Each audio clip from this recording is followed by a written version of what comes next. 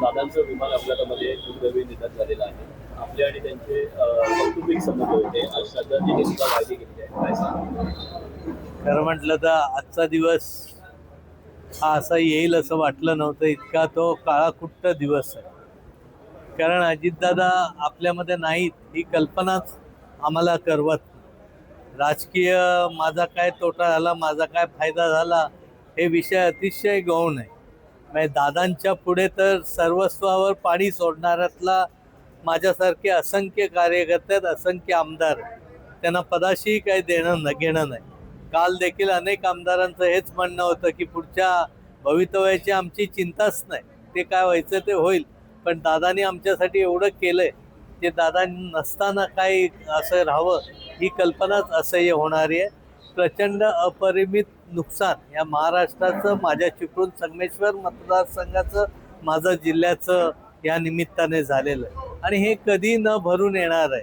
म्हणजे इतकं नुकसान असं कधी होईल असं वाटलं नव्हतं. किंबहुना मंत्रालयात जाताना त्या 6व्या मजल्यावर दादा नाहीत ही कल्पनाच मनाला प्रचंड वेदना देणारी. कारण दादांचं काम करण्याची पद्धतच एवढी वेगळी होती की सर्वसामान्यातला सर्वसामान्य माणूस जरी दादांकडे कागद घेऊन गेला तर कागदाच्या वर त्याचं कामाचं सर्व काम पूर्ण होण्याची जबाबदारी त्यांची. ते कधी या बसा चहा घे कसा आहेस काय आहेस या गोष्टीमध्ये वेळ काढायचा नाही. हातात कागद घ्यायचा, काम पुरं करायचं. कधी कधी अनेकांना घेऊन गेल्यावर असंही व्हायचं की एक शब्द न बोलता न बघता फक्त हातातला कागद दादा ओढून घेऊन गेलेले असायचे. सोबत नेलेल्यांना थोडासा राग देखील यायचा की आम्ही एवढ्या लांबनं आलो, आमच्याकडे दादानी बघितलं पण नाही.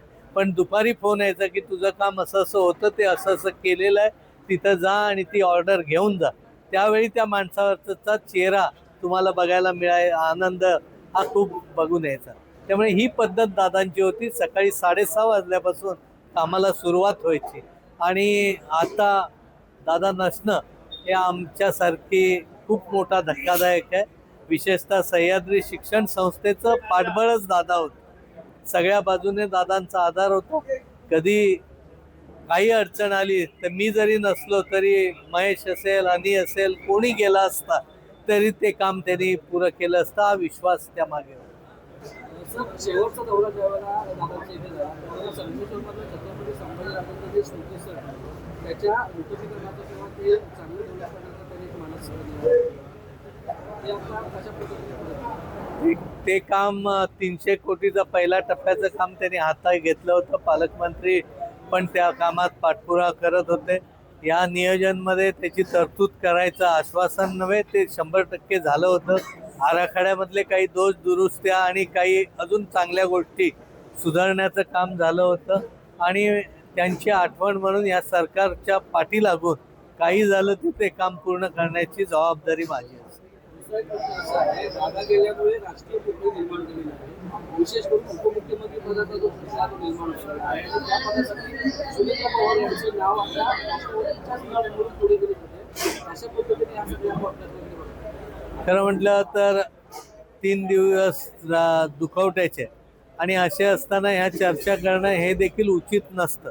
आणि हे निर्णय वरिष्ठ पातळीवर जे काही घेतले जातील ते घेतले जातील.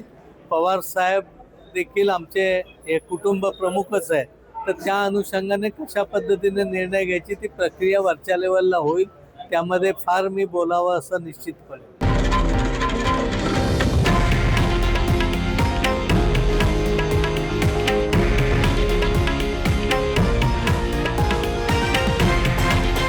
हे आहे देशातील नंबर 1 न्यूज नेटवर्क आणि आपण पाहत आहात TV9 मराठी, एकमेव.